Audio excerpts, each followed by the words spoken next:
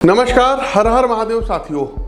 22 जून को रात्रि 9:17 पर राजकुमार बुध कर्क राशि में गोचर करेंगे।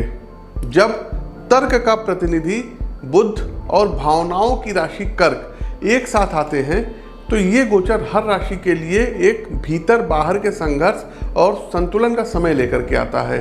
किसी के लिए ये मानसिक चंचलता बढ़ाएगा तो किसी के लिए छिपे हुए अवसर खोल सकता है। कहीं रिश्तों में नई समझ पैदा होगी तो कहीं ध्यान देने की आवश्यकता महसूस होगी। इस गोचर में सबसे अहम बात यह है साथियों कि बुध अपने शत्रु राशि में गोचर करने जा रहे हैं और इस वजह से परिणाम हर किसी को सीधे सीधे नहीं मिलेगा। इस बार जरूरत है बुद्धि के साथ भावनाओं को समझने की, निर्णय के साथ धैर्य रखने की और जहां जरूरत हो वहां पर कीप क्वाइट, चुप रह करके शांति से आगे बढ़ने की। तो आइए जानते हैं कि राजकुमार बुध का कर्क राशि में गोचर मेष से लेकर के मीन राशि तक आपकी राशि पर क्या कुछ नए संकेत, कौन सी चुनौतियां और जो है कहा अवसर लेकर के आएगा। साथ ही जानिए किस राशि को मिलेगी नई दिशा और कौन सी राशि को चाहिए थोड़ा सा सावधान। अंत में उपाय भी बताएंगे। प्रस्तुत गोचर आपकी चंद्र राशि व आपकी नाम राशि दोनों पर संयुक्त रूप से आधारित है।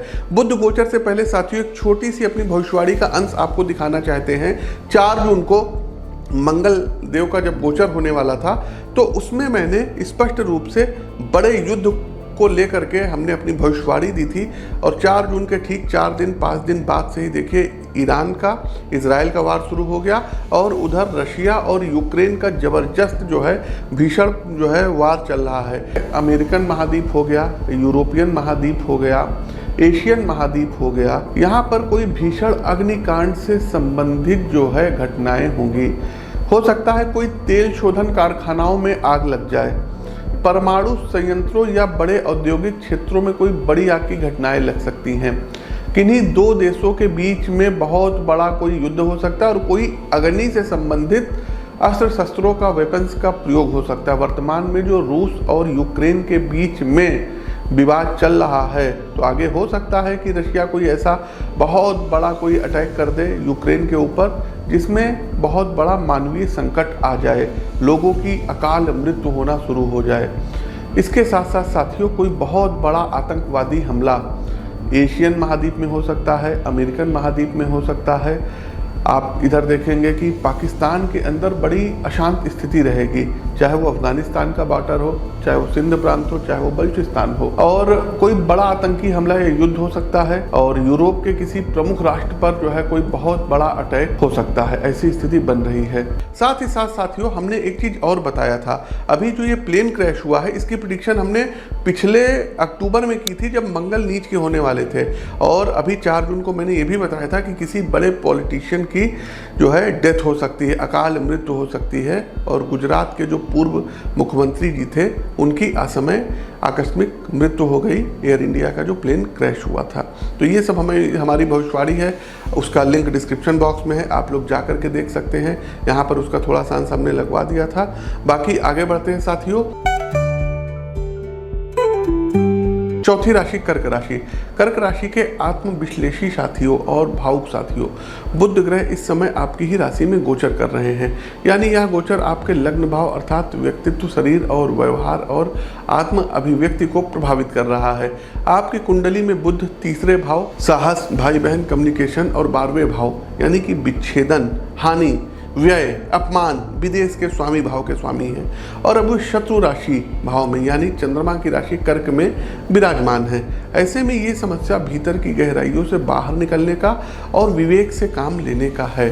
बुध लग्न भाव में होते हुए आपकी सोच, निर्णय क्षमता और व्यवहार पर सीधा असर डालते हैं। क्योंकि बुध इस समय शत्रु राशि में इसलिए आप बार बार खुद को लेकर के डाउट करेंगे और ये आत्म संशय अगर कंट्रोल में नहीं लाया गया तो आत्मविश्वास में गिरावट देखने को आ सकती है।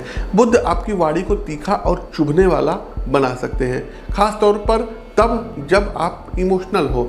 यह समय आपको यही सिखा रहा है, बोलने से ज़्यादा सुनना और प्रतिक्रिया से पहले प्रतिक्रिया का असर समझना। याद रखिए साथियों, संयमित वाणी आपके सम्मान की रक्षा कर सकती है, वहीं एक असंयमित प्रतिक्रिया संबंधों में कहीं ना कहीं खटास ला सकती है। कर्क राशि के साथियों, यह समय रिस्की निवेश या उधार लेने देने के लिए बिल्कुल उपयुक्त नहीं है। भावनात्मक निर्णय लेकर के कोई आर्थिक कदम ना उठाएं।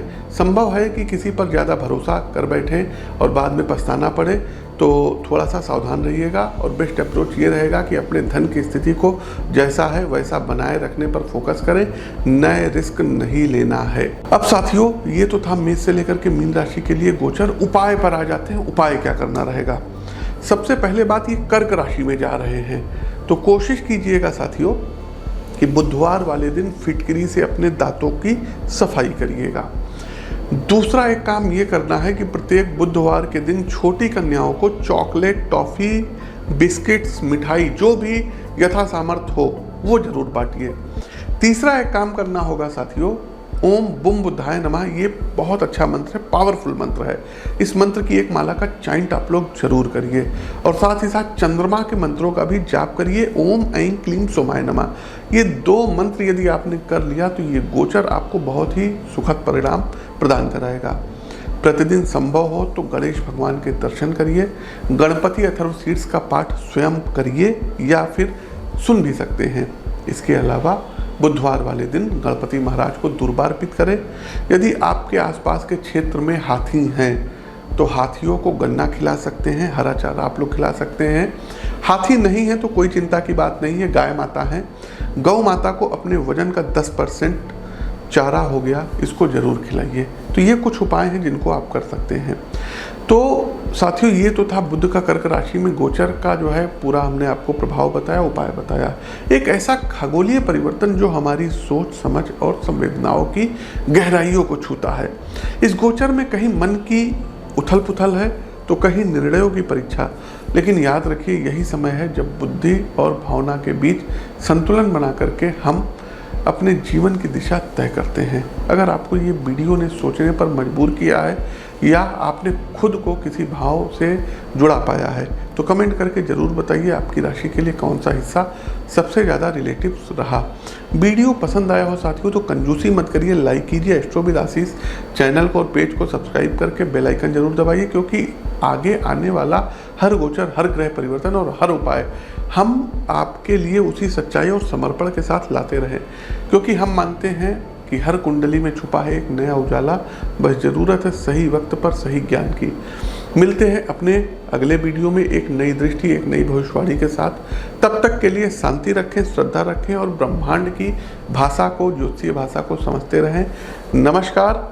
नमः पार्वती पतये शिव, हर हर महादेव।